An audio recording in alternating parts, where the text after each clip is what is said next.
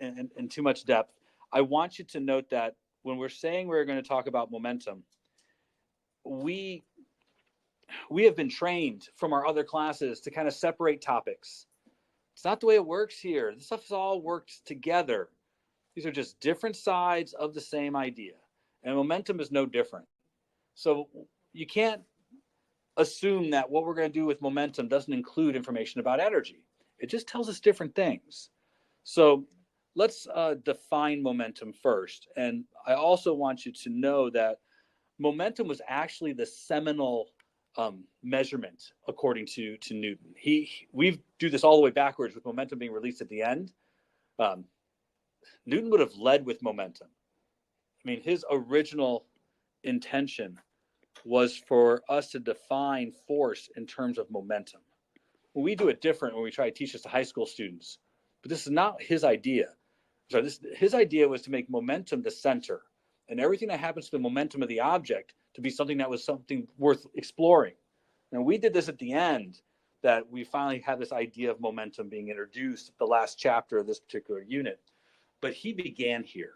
He thought force was the first place, and how it affected momentum was the next place. So let me first define momentum, and then I'll come back to this a little bit. Momentum is the inertia of an object while moving. It's actually the better way of measuring inertia, but it is the inertia of an object while moving. It is a vector quantity, and it is symbolized by the lowercase letter p, because that makes absolutely no sense. Nobody knows why. They were just out of letters. M was already taken with mass, so p. It doesn't stand for anything. There's no Latin derivative, nothing. Just lowercase p is momentum. It is a vector quantity, though. It's not like energy. Energy has an overemphasis on velocity, but squares it to take away any of the dimensional information, or any of the directional information. Momentum is intimately connected with direction. So momentum is not just a vector quantity. The fact that it's a vector is probably more important than the actual quantity. So please understand, momentum is about direction. It really is. It's focused on direction. Now, no special units are associated with momentum. It's just kilograms, meters per second. Now, I don't know how to say this, and I'm using this example, understanding that it might not be the best example. But please be aware that an object's momentum is still a measure of its inertia. So you can have a really small object that has lots of inertia. The word inertia here means resistance to changes in motion. So if you have a small object moving really fast, it has a lot of inertia because of its velocity, not just because of its mass. A bullet has a lot of inertia. That inertia is because it's moving fast, not because the bullet has a lot of mass, because it's moving fast. It's difficult to change, stop, or get its direction to change. And it's because of the velocity. So a bullet and a bus can have the same momentum, which means they can have the same inertia. The inertia is how it's going to affect other things. So when we talk about momentum, momentum is powerful here. The fact that it can have little things that have a lot of impact is important here. So momentum is a measure of an object's inertia while moving, which is why, going back to this, net force equals the rate of change of momentum. This is how Newton would have written net force. He says the only way to change something's momentum is to apply a force. Now, for you guys who are not that, well versed in calculus, we'll come back to this whole derivative thing here. We're not really going to use it for the semester exam, but we will write the algebra version of it because this does have important implications today. So the algebra version is the change in momentum over time. So we can skip this one for now. We'll need to come back to it, but we'll skip it for now. And what I'm going to do is I'm going to multiply both sides by delta t. And we'll get net force times delta t equals delta p. This is actually our starting place when it comes to momentum. This is known as impulse. Impulse is a measurement of how something's momentum has changed, but it has two parts.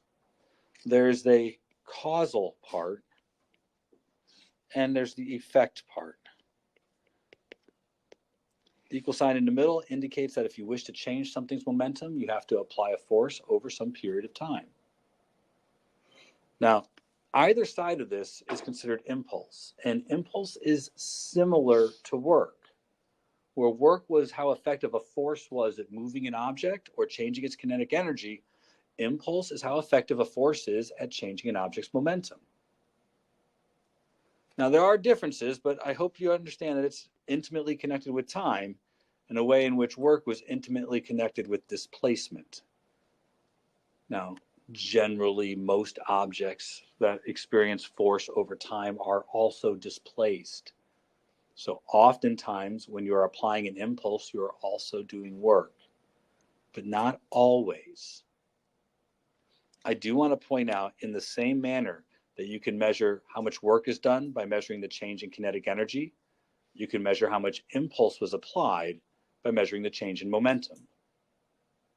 But this can be misleading in a manner that is not obvious. So my coffee cup's sitting right here on my desk. It's about 1.5 meters off the floor.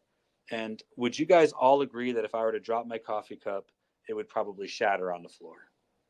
And all of you would have a very bad day. I mean, I might have a bad day too, but it would be worse for you.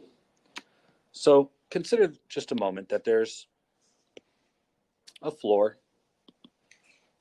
and my coffee cup is starting 1.5 meters above the floor. If I drop the coffee cup, would we agree the floor is going to bring the coffee cup to rest, whether that be in one piece or many? So consider another coffee cup equal in size to the first, but this coffee cup, I've placed a cushion underneath it. They're still going to fall 1.5 meters. Would you agree that it's plausible that the coffee cup on the right may not shatter, while the coffee cup on the left is probably going to shatter? Is that not that's a reasonable thing to consider? We put the cushion underneath it. So, which one of these experiences a greater impulse? The one that shatters or the one that doesn't?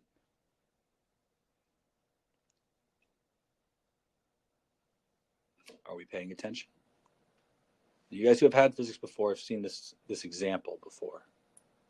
But those of you who haven't had physics before, I am not actively trying to trick you, but I am trying to dance all over your misconceptions. Can we agree that whether I drop the coffee cup on top of the pillow or on top of the floor, they're both going to fall 1.5 meters? So they're both going to be traveling the same speed when they reach the bottom, and they're both going to be stopped, which means they both experience the same impulse. Impulse is change in momentum. So whether it shatters or whether it stops on the pillow, it is very likely they'll have the same impulse because they'll be traveling about the same speed and both be brought to rest. Here, nice and cushy. Here, all sorts of carnage and pieces. The important thing is that the pillow and the floor both applied a force to the cup.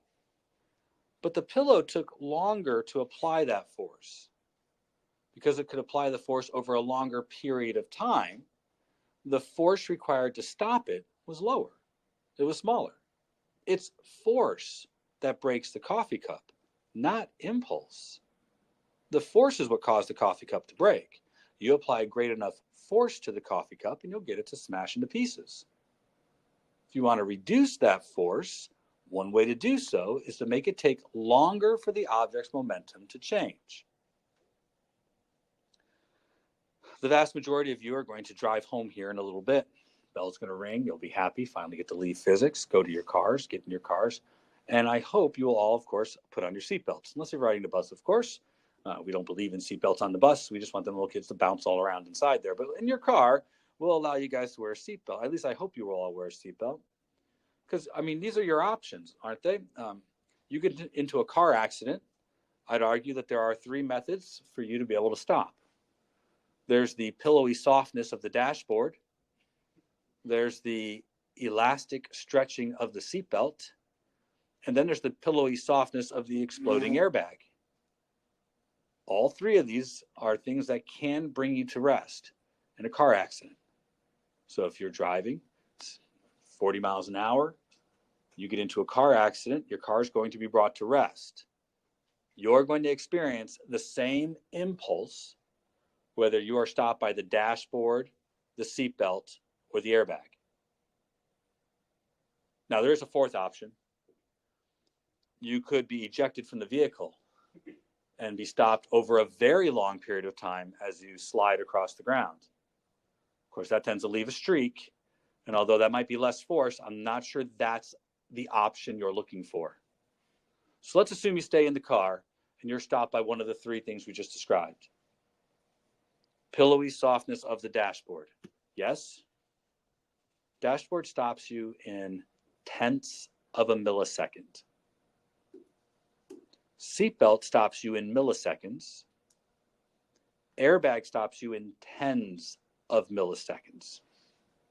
If you do the math on that, same change in momentum, but where the dashboard will stop you in tenths of a millisecond, the airbag can stop you. That's a dash. And a seatbelt. And airbag. The difference between the dash and the airbag is almost 100-fold difference. 2 powers of 10, which means it takes almost 100 times longer for you to stop. Still a very small time, but almost 100 times longer for you to stop, which means you experience 100th of the force. This is why people survive car accidents today that never could before. Cars from the 50s and 60s, they had metal dashboards, no padding. The cars were made out of all steel. They had steel reinforced panels, steel frames. The cars stopped when they hit things. But the things inside, they stopped when they hit the dashboard. 50s is just when we're starting to put in seat belts, and they put in lap belts, no shoulder harness, which held you firmly in place so the front half of your body could slam forward. Not ideal. It was to keep you in the car. Believe it or not, of these three things, none of them do the most good. Although these are great. Believe it or not, what takes even longer? Crumple zones outside the car. Cars from the 50s and 60s didn't have them. Today, your cars will fold together in order for it to increase how long it takes. Just the crumple zones alone can help increase the amount of time it takes the car to take from tens of milliseconds to hundreds of milliseconds. You're still stopping in less than a second in a bad car accident, but it's taking hundreds of milliseconds now, which means you're reducing the amount of force you experience by thousands. When you add the crumple zones to the airbag to the seatbelt, and we don't have to worry about the dash anymore. Change of momentum the same, the car and you still being brought to rest. The difference, we're trying to extend how long it takes for it to stop. Anybody ever been in a fight? I know a few of you have. I've looked at your records. Your records include things like that. If you've ever been in a fight, or anybody who's been trained to be in a fight, understands that boxing is a method of fighting that's almost a dance. Anybody who watches boxing understands this. Now, I'm not talking about the octagon and ultimate fighting champion garbage. That's melee. That's beating people to a pulp. That's not boxing. Boxing's a dance. Watch boxers. They're careful. They're moving. They're going to take a punch, and they understand they have to take a punch. They don't lean into it. They lean away. The fist is going to be brought to rest. You can choose to lean in and bring that fist to rest quickly, or lean back and take longer to stop the fist. So boxers, you'll see them, they're bobbing and they're weaving and they're moving backwards and doing that on purpose to increase the length of time it's going to take for that fist to be brought to rest. At worst, how many of you have had the lovely opportunity to do a water bag toss or an egg toss? Really? Only like 6 of you? I don't believe that for a minute. It's insufferable. Almost everybody has to endure this horrible thing. Some church picnic garbage, and they put all of you in a line, give half of you water balloons to throw at your other half. You know what I'm talking about? And if you catch it, you have to throw it back. And you win, and I put that in quotes, you win when you're the last one with the water balloon and you're the furthest apart. Do you just hold your hands out there and catch the water balloon? No. You wait for it to get there and you pocket it. Take more time for it to stop. Now, of course, that increases distance too. These are related work, but we're talking about increasing how long it takes to stop, reduces how much force it takes to stop. All right. I've emphasized that as much as I can. That is the topic of impulse. Impulse is change in momentum. It has the effect and the cause side.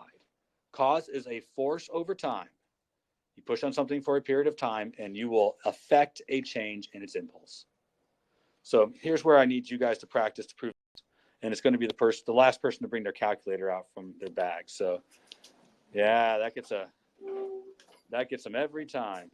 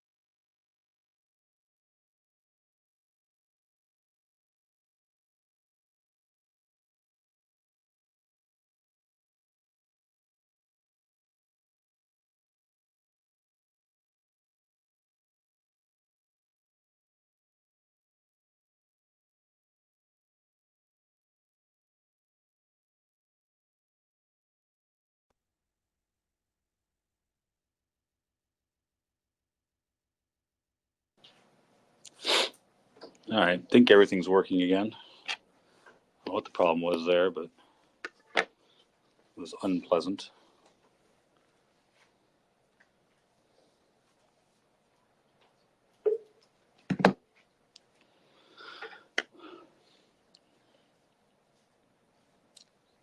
Now I should pick on one of you.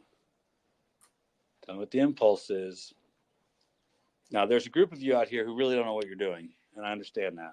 If you don't know what you're doing, it's likely that you didn't realize what you needed to do. Change in momentum is where to go here. You don't know anything about force.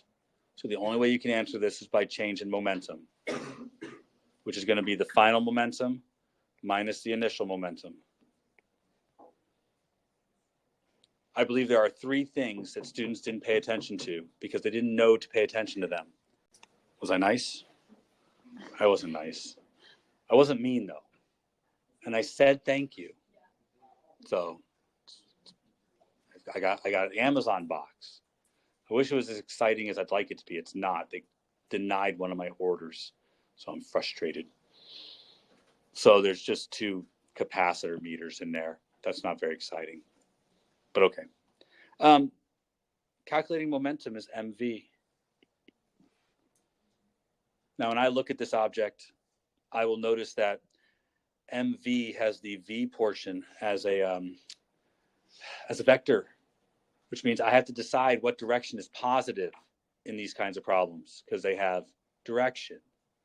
That's the first place you probably made a mistake. So I'm noticing the ball's moving in 2 dimensions. So I'm going to make the horizontal dimension to the right positive and the vertical direction positive. I'm also noticing that the ball had a horizontal momentum and a vertical momentum. Only one of these changed. Would you agree? The vertical momentum didn't change. It's still moving with the same vertical momentum after it hit the wall as it had before. But the horizontal momentum did change. So it seems to me like it's probably appropriate that we find out how much the horizontal momentum changed, the X momentum. Now, these are things that you wouldn't necessarily know to do until you've seen them done for the first time. I'm telling you now, these are the kinds of things I want you to notice. That the impulse in this example is from finding out how much the momentum changed. And in doing that, we have to look at what part of the momentum did change. Those are a lot of things to try and string together. It's likely on your exam, it's going to be one-dimensional. So I'm showing you this example because it's possible they could do this. Calculating momentum is easy, though. It's just MV. So the mass is 0.5. And V, I do have to use a little bit of our trig here, right? Will be 5 times the cosine of 45 degrees. And this one is positive, and this is the initial momentum. So momentum it has just before it hits the wall. The final momentum, 0.5 times 5 cosine 45. But this velocity is negative because the velocity is to the left. So when I actually go to calculate the impulse, the change in momentum, the change in momentum is going to be 0.5 times negative 5 cosine 45, final minus initial, minus 0.5 times 5 cosine 45. This works out to be like negative 3.5 kilograms meters per second. Right? 5 times the cosine of 45 is like 3.5. Half of that times 2 is going to give you 3.5. It's a little more than this, but yeah. Why are you using cosine not sine? I guess I probably should have used sine. I wrote the angle in a different way than 3rd and 4th period, so I just ran on autopilot dealing with my tech problems. So I'm not trying to make you feel or doubt yourself. Where I drew those angles, I should have used sine. And I used 45, so I wasn't going to make it very much about this, but it should have been sine all around. So I do appreciate the question. And I should have been more careful to draw the angles where I have it in my notes. Sorry.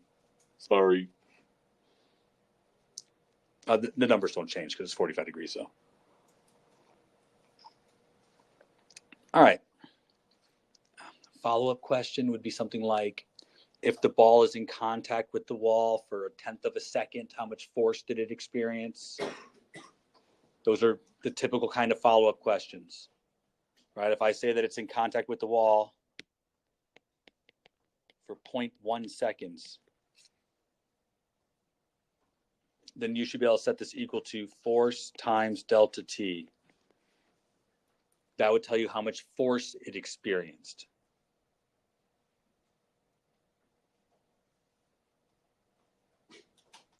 But I want to make a huge statement here that you really need to hear. Please notice that the impulse was never in the direction that the object was moving. That's not obvious, but the impulse, if we look carefully, is to the left.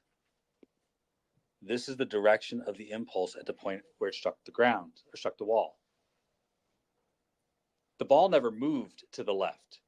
It moved up and to the right and up and to the left, but it never moved directly to the left. The change in momentum was never in the direction of either momentum. It was in the direction of the force. So be advised that impulse is in the direction of the applied force, not necessarily in the direction of either momentum. It's about change in momentum. So the direction of the change in momentum is the direction of the unbalanced force. Also, and this one's a little bit more nitpicky, but impulse obeys the rules of Newton's laws, which means that it obeys Newton's third law. The ball can't be in contact with the wall for a different amount of time than the wall can be in contact with the ball. I know that rhymes, but that's not my intention. I want you to hear this. Newton's third law works for impulse.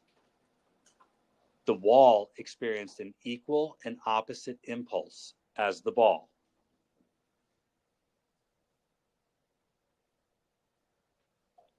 So it has to obey Newton's third law. I could ask you what the force was on the wall, and you would have to get that by looking at what happened to the ball after it struck the wall. Just like we did with forces. One more thing here. How much work was done on the ball? There's no calculation here. The work done on the ball. The ball's speed never changed. So the change in kinetic energy was 0. Don't think because you know one that you automatically know the other. They are not related the way you think they are. There was no work done on the ball because its kinetic energy never changed. The wall never moved. So while the force was being applied, the ball was in contact with the wall and neither one of them moved, so no work was done. In order for work to be done, the force has to cause a change in position, and it didn't happen here. And therefore, the fact that the speed didn't change meant that there was no work done. So when we ask some questions, they might look different than they sound. So in this case, no work. We okay with that? I'm going to add one more thing to this coming up here, and that's called a system. Momentum problems are often something different entirely than what we just did. We very seldom talk about momentum in connection with a single object by itself. we generally talk about momentum in terms of a larger or a broader set of objects. So we talk about systems as collections of objects. Things like energy can be totaled for a system. So the total system energy is just the sum of all the energy.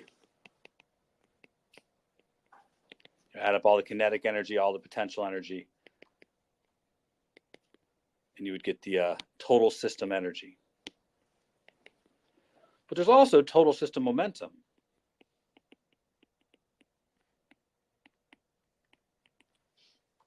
It's a little different. It's still a sum, but it's a vector sum.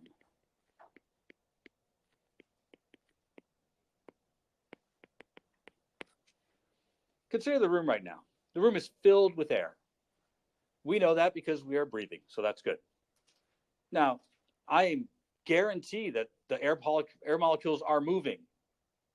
As a system, there's clearly going to be kinetic energy in the air in the room. We can measure the temperature, therefore we can measure the kinetic energy of the air in the room. But I would bet that the momentum of the air in the room is zero. Because although the air molecules are moving, it's not like they're all moving to the west.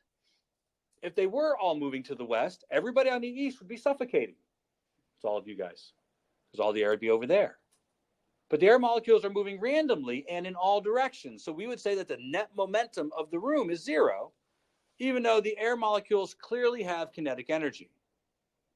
In order to fully understand this, we have been spending the entire year saying that our objects are just dots, and we apply the forces to that dot. We say we'll reduce the object to a single point. Today, we have to define what that point is, and that point is called the center of mass. Systems of objects can be like air, not connected together, or it could be like my coffee cup, which each piece of the coffee cup is intimately connected together. Either way, all systems have a center of mass.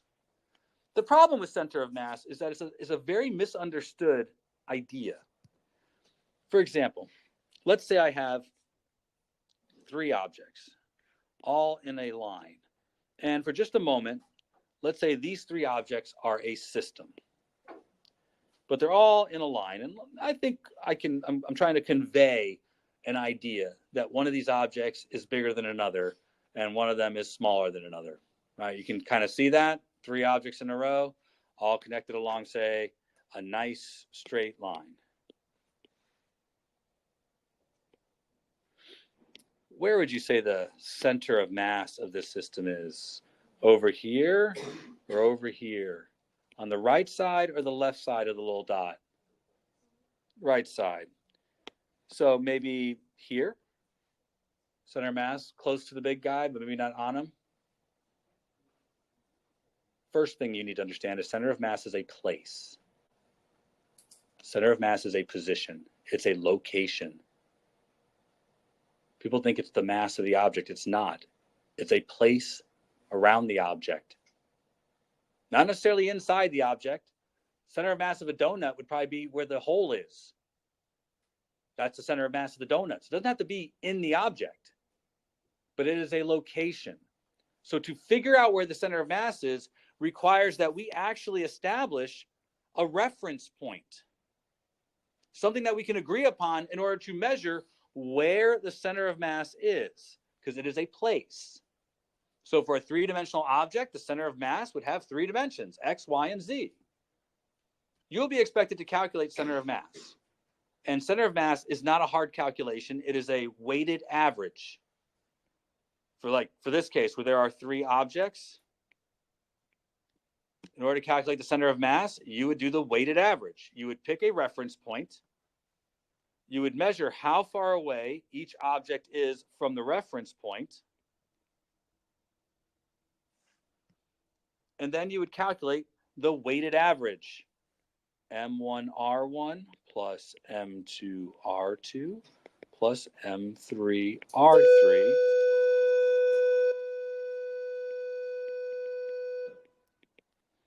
Now it's a weighted average, so you have to do the weighting, which is this part, the mass times distance. Teachers, this is just a reminder that we do have our PLCs today after school. You should be meeting with your whole department first before breaking off into your smaller Oh, groups. can we? English is meeting in the media. So in closing, the center of mass is a place. It's where something is. And I will come back to this tomorrow because we're clearly out of time. But tomorrow